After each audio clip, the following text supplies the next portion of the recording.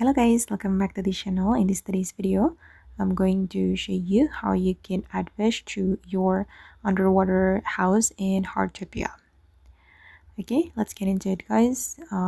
If you want to unlock the underwater house, you need to reach level 5 in your exploration hobby, ocean exploration hobby, and then you will unlock your underwater house feature.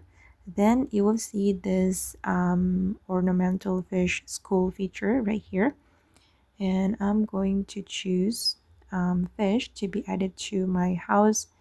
My underwater house.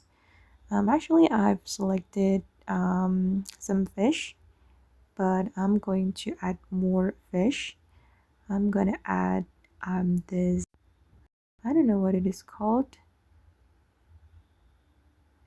Okay, and the frostboard fish. Wait, let me add more fish. This one, okay, and I'm gonna save it.